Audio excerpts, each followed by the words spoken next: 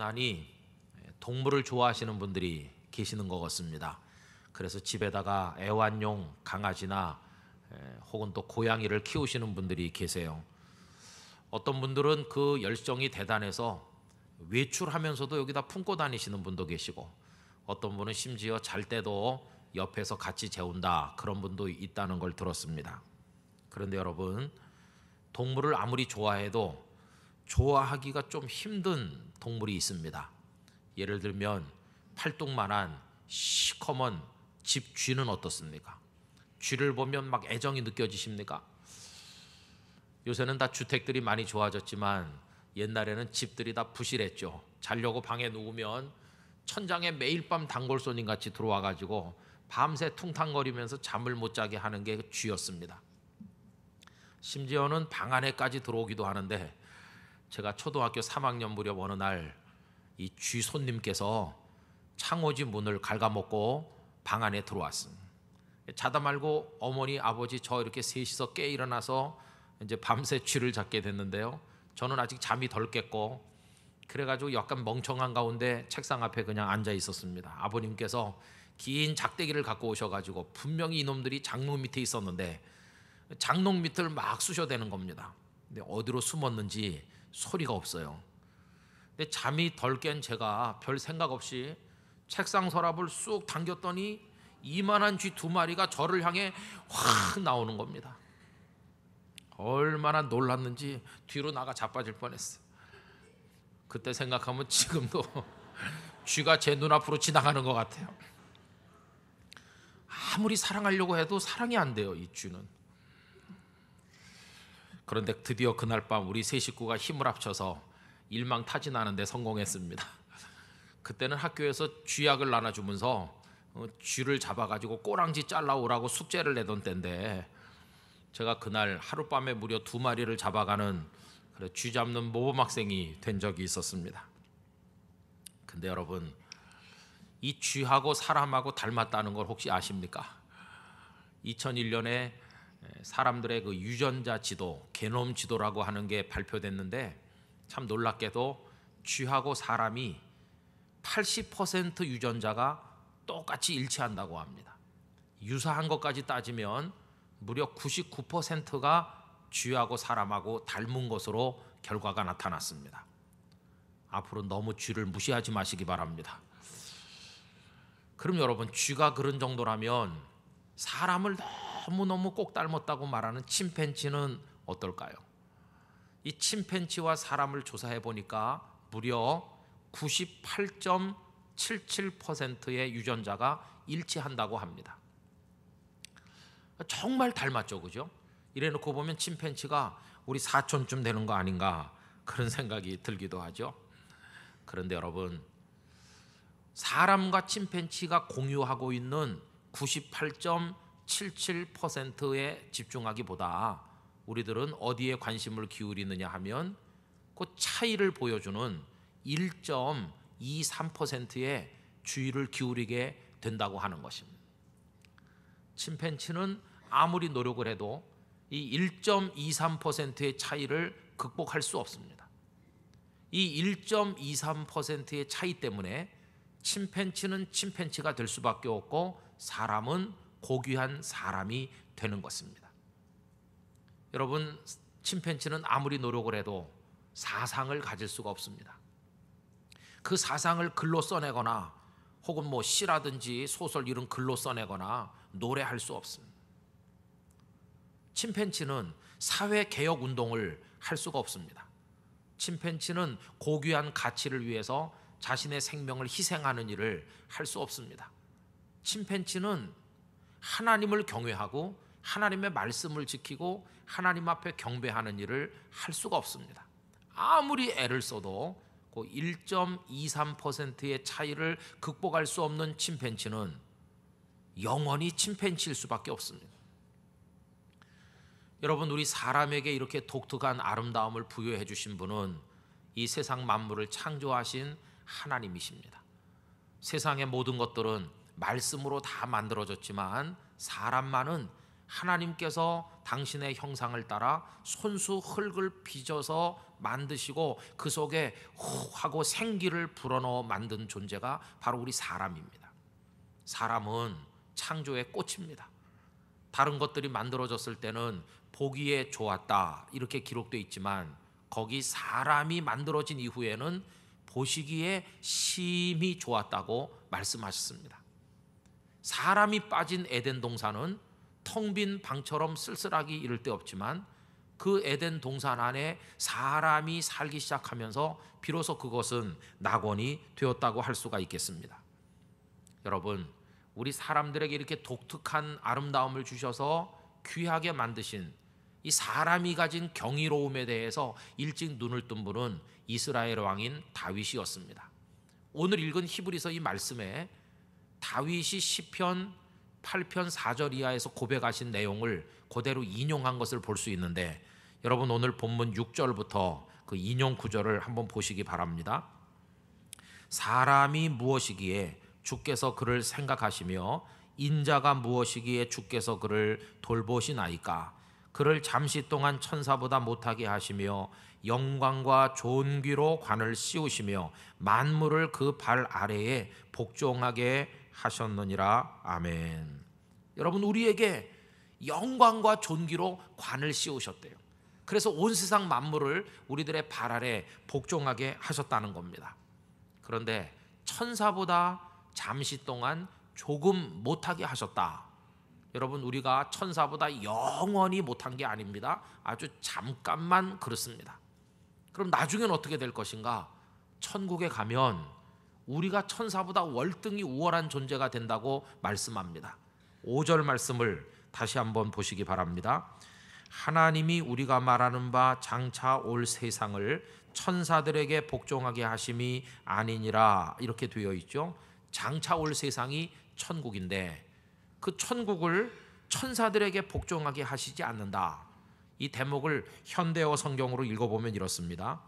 하나님은 우리가 말하는 장차 올 세상을 천사들이 통치하도록 맡기지 않으셨습니다.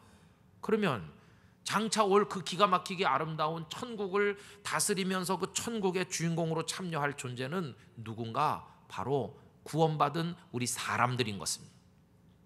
그럼 천사는 뭐냐? 사람을 섬기는 존재에 불과하게 됩니다. 그래서 히브리서 1장 14절에 보면 모든 천사들은 섬기는 영으로서 구원받을 상속자들을 위하여 섬기라고 보내심이 아니냐 이렇게 말씀을 하셨어요. 지금은 잠깐 천사보다 조금 못한 것 같지만 장차 천사들의 섬김을 받으면서 존귀와 영광으로 관을 쓰고 하나님 앞에 살아갈 명예로운 존재가 바로 우리라고 하는 것입니다. 그런데 여러분, 인류가 이 땅에 살게 된 이후로 너무너무 긴 기간 동안 사람들은 이 인생의 아름다움을 알지 못했어요. 거대한 나무 밑에 빌던가 큰 바위 밑에 가서 꿇어 엎드려 빌던가 심지어는 어떤 동물의 모양을 깎아 만들어 놓고 그 앞에 비는 이유가 무엇이었을까요? 그것은 사람이 그 동물보다도 나무보다도 돌덩어리보다도 못하다고 생각했기 때문에 그렇게 한 것입니다. 그러나 근대에 들어오면서 사람들은 조금씩 사람이 얼마나 고귀한지 하나님이 주신 인권을 가진 존재인지에 대해서 눈을 뜨게 됐습니다. 그리고 우리 안에는 하나님이 주신 이성이 있어서 이걸 잘 활용하면 낙원을 건설할 수 있다는 자신감을 가지게 됐습니다. 그래서 그 이성을 활용해서 과학을 눈부시게 발전시켰고 철학자들은 인생의 의미를 규명하기 위해서 나름대로 노력하게 됐습니다. 이제 앞으로 세상은 좋아질 거다. 그래서 사람들은 전부 다 낙관주의자가 됐고 이 낙관주의는 사람들을 흥분시키고 들뜨게 만들어서 낭만주의라는 사회 사조를 가져오게 했습니다. 문학과 예술 여러 분야의 낭만주의가 아주 사람들의 마음을 기쁘게 했습니다. 여러분, 그 분야에 있어서 많은 사람들이 있었는데 특별히 롱펠로우라고 하는 미국의 시인은 그 인생들이 얼마나 아름다운가 인생 예찬이라고 하는 시를 써서 유명하기도 합니다. 그 시가 제법 길지만 그 내용을 대충 보면 우리 인생에게 비록 어려움이 있지만 우리는 기가 죽으면 안 된다. 우리 인생은 얼마나 대단한 존재인지 힘을 내서 멋지게 살아 우리 후손들에게 자국을, 멋진 흔적을 남겨줘야 된다. 이런 내용으로 꽉 차 있습니다. 여러분, 그 시 속의 일부를 제가 여러분들에게 읽어드리도록 해볼까요? 슬픈 곡조로 나에게 말하지 말라. 인생은 헛된 꿈에 지나지 않는다고. 인생은 참되다. 인생은 엄숙하다. 세상이라는 넓은 싸움터에서, 인생의 야영지에서 말 못하고 쫓기는 짐승이 되지 말고 싸우는 영웅이 되라. 미래는 믿지 말라. 아무리 즐거워도 가버린 과거는 가버린 대로 두라. 그리고 현재에 행동하라. 우리의 마음속엔 심장이 있고 머리 위엔 하나님이 있다. 위대한 사람들의 생애는 말해주느니 우리도 우리의 삶을 웅장하게 할 수 있고 시간의 모래 위에 발자국을 남길 수도 있다. 인생의 엄숙한 대해를 항해하다가 난파당에 절망한 형제가 어쩌면 우리의 발자국을 보고 다시금 용기를 얻으리라. 그러니 일을 하자. 그 어떤 운명과도 맞부딪힐 심장을 지니고 자꾸 이룩하고 자꾸 추구하면서 노력하며 기다리기를 배우자. 그러면서 인생이 살아볼 만한 가치가 있고 아주 아름답다고 하는 것을 예찬한 것입니다. 여러분, 아닌 게 아니라 사람이 참 아름다울 때가 있어요. 갓난아기가 방실방실 웃는 모습은 천사가 따로 없지 않습니까? 얼마나 순결한 아름다움입니까? 또 환하게 웃는 청년들의 웃음은 싱그럽기가 이를 데가 없습니다. 쓰러진 불쌍한 사람을 보듬어 안아 일으키는 사람의 모습은 참 가슴을 훈훈하게 만들어줍니다. 밤새 연구하고 노력하는 학자들의 그 연구의 집념으로 인해서 어떤 결과물이 나타날 때 얼마나 가슴 설레는 보람이 있습니까? 그리고 곱게 늙어가는 노부부를 보면 참 마음이 편안해집니다. 그렇죠? 참 사람들은 아름다워, 인생은 아름다운 거야, 이런 생각이 들질 않습니까? 여러분, 이런 우리 사람들을 하나님께서 사랑하셨다는 것입니다. 그래서 우리에게 은총을 주셨습니다. 햇빛도 비춰주시고 비도 내려주시고 사랑하는 가족들도 우리 곁에 주셔서 살게 하십니다. 낮을 주셔서 일하게 하시고 밤을 주셔서 쉬게 하십니다. 하나님께서 저와 여러분, 이 세상에 있는 모든 사람들을 사랑하고 계시다는 것입니다. 여러분, 우리가 이런 하나님의 사랑을 받으면서 살아가고 있는 존재이기 때문에 우리들은 절대로 우리 인생을 싸구려 취급하면 안 됩니다. 우리의 삶을 저주하면 안 됩니다. 결코 인생을 포기해서는 안 된다는 것입니다. 끝까지 사랑해야 됩니다. 아껴야 됩니다. 우리 스스로가 우리의 인생을 존중히 여겨주어야 됩니다. 환경이 우리를 힘들게 한다고 할지라도 기죽지 말고 벌떡 일어서서 나는 소중한 존재다, 이렇게 스스로에게 외칠 수 있어야만 됩니다. 예수님께서는 이웃을 사랑하라고 말씀하셨지만 그 전에 하신 말씀이 있죠. 내 몸과 같이 이웃을 사랑하라. 먼저 너를 사랑하는데 내 몸도 사랑하고 내 인생도 사랑하고 그 마음으로 남도 사랑하라. 예수님은 우리가 우리 자신을 사랑해야 된다는 것을 가르쳐 주셨다는 것입니다. 여러분, 우리 모두 삶에 대해 진지하기를 원합니다. 당당하기를 원합니다. 여러분, 굴하지 말고 살아가시게 되기를 원합니다. 여러분들의 삶을 아끼시고 존중하며 사시기를 바랍니다. 절대 쓰러져 있지 말고 다 일어서서 하나님의 사랑을 받는 사람답게 살게 되시기를 바라는 것입니다. 고귀하고 존엄한 인생을 성취해가는 사람이 되어야만 할 것입니다. 우리를 향한 하나님의 사랑은 익을 대로 익고 넘칠 대로 넘치다가 절정에 도달하게 되는데, 그 사랑의 절정은 그 아드님이신 예수님을 이 세상에 보내주신 것입니다. 하나님의 아드님이신 예수님께서 우리와 똑같은 사람의 모습으로 이 세상에 탄생하신 것이 성탄절입니다. 오늘은 그 성탄절을 지키면서 우리가 그날을 기다리는 두 번째 대림주일로 지키고 있습니다.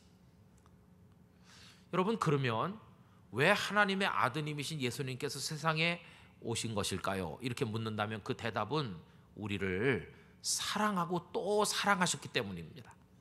여러분, 여기서 우리가 잘 생각해야 될 것이 있는데요, 우리를 사랑하시기 때문에 오신 것이지 우리가 부러워서 사람들처럼 한번 살아보고 싶으셔서 그래서 오신 것은 아니라는 것입니다.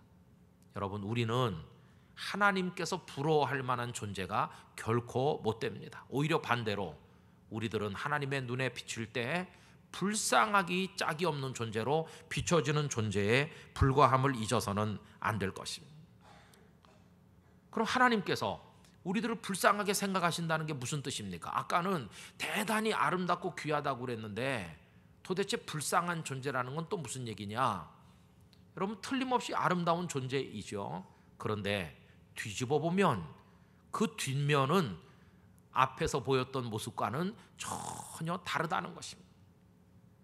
그렇게 방실방실 웃던 순결해 보이던 어린아이가 자라서 흉악범이 되기도 합니다. 싱그럽게 웃던 젊은이가 사기꾼이 되기도 합니다. 다른 사람을 일으켜 세워주던 훈훈해 보이던 그 사람이 남의 등 뒤에서 비수를 꽂는 배신자가 될 때도 있습니다. 이게 사람들이 가지고 있는 또 하나의 모습입니다. 그렇게 착해 보이는 사람들인데 그들을 다 모아서 사회를 만들고 보면 사회 전체에는 얼마나 어두운 그림자가 흉폭한 세력이 흐르고 있는지 이루다 말할 수가 없습니다. 여러분, 이성을 믿는다고 그랬지만 이성도 한계가 있습니다. 롱펠로우라고 하는 그 시인이 인간 예찬을 했지만요, 그 이성을 가진 인생들이 과연 예찬받아 마땅한가? 그렇지 않은 것 같은 절망을 느낄 때도 많습니다. 그 과학이 눈부시게 발전해서 가져온 결과가 뭡니까?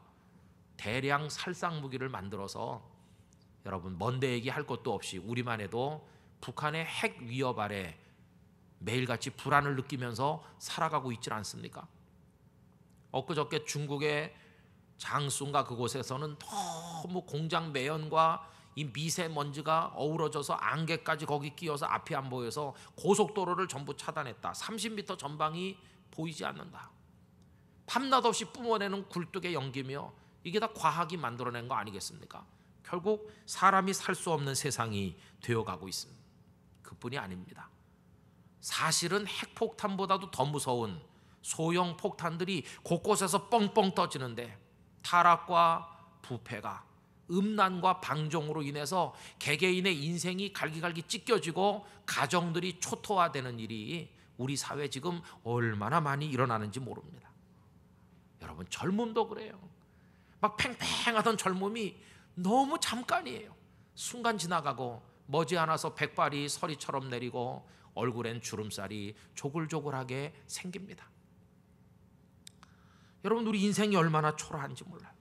그렇게 깔끔하고 주변 정리를 잘 하시던 분이 마지막에는 침이 줄줄 흘러도 닦을 줄 모르는 분이 되기도 하고, 총명한 기억력으로 말하면 타의 추종을 불허하던 이가 세월이 지나면 어르신 성함이 뭡니까? 그래도 당신 이름조차 모르는 자리에 이르게 되기도 하는 게 그게 우리들의 인생의 모습이라는 것입니다. 여러분, 오늘 우리는 전혀 다른 두 가지 삶의 모습을 봅니다. 너무나 고귀하고 아름다운 인생의 모습, 그러나 뒤집어 보면 냄새나고 부패되고 늙어가고 병들고 죽어가는 초라한 인생의 모습, 이 두 가지가 우리에게 다 있습니다. 이 두 가지 중에 어떤 게 더 강한 것일까요? 이 추한 모습이 약하고 아름다운 게 강하다면 다행일 텐데, 악화가 양화를 구축한다는 원리가 여기도 적용이 돼서 세월이 흐를수록 약해지고 세월이 흐를수록 늙어가고, 이게 우리들의 슬픔입니다. 그래서 어떤 분들은 낭망하고 절망합니다. 눈물을 흘립니다. 고통을 겪습니다. 삶을 막 포기해버릴까 이런 충동을 느낍니다. 우울하다 못해 자살을 결심하는 사람들도 생기기도 합니다. 이게 지금 우리가 짊어지고 있는 무거운 짐인 것입니다. 여러분, 그럼 어떻게 이렇게 됐을까요? 혹시 사자와 소의 사랑 이야기를 들어보셨나요? 어느 날 사자하고 소가 딱 만났는데 한눈에 홀딱 반했습니다. 그래서 둘이 부부가 돼서 동거하기 시작했습니다. 소가 얼마나 사자를 사랑하는지 날마다 정성스러운 야채를 잔뜩 갖다 상을 차렸습니다. 소는 도저히 먹을 수가 없는, 사자는 도저히 먹을 수가 없음에도 불구하고 소의 정성을 생각해서 야채를 꾸역꾸역 먹었습니다. 반대로 사자는 사랑하는 소를 위해서 고기를 많이 준비해 줬는데 이 소는 도저히 고기를 먹을 수 없지만 그 사자의 정성을 생각해서 고기를 꾸역꾸역 먹으면서 참고 살았어. 참고 사는 것도 한도가 있지. 어느 날 드디어 충돌했어. 그래가지고 대판 싸우고 갈라졌습니다. 서로 상대방 때문에 못 사는 거라고 비방하면서 갈라졌습니다. 갈라진 이 소는 그 다음부터 마음껏 야채를 먹었습니다. 살이 통통하니 쪘습니다. 사자는 사자대로 들판을 누비며 마음껏 고기를 먹어 배를 불렸습니다. 그러던 어느 날 괴물 같은 존재가 등장했는데 그 괴물 같은 존재의 이름은 사람이었습니다. 사람이 등장해 살찐 소를 냉큼 잡아먹었습니다. 사람이 등장해 총을 빵 쏘더니 그 날렵한 사자를 잡아 가죽을 벗겨갔습니다. 이야기는 비극으로 끝났습니다.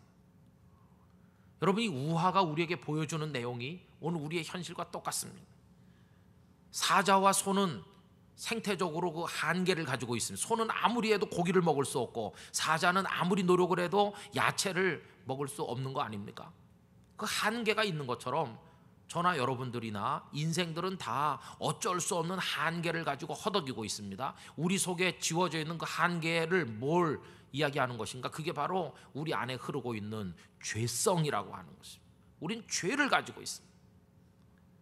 나중에 괴물 같은 사람이 나타나 소도 잡아먹고 사자도 죽여 가죽을 벗겨가는 것처럼 우리에게도 괴물 같은 존재가 나타났는데 그 괴물이 누군가 사탄이라는 괴물이 나타나 불쌍한 인생들을 사냥하고 있습니다.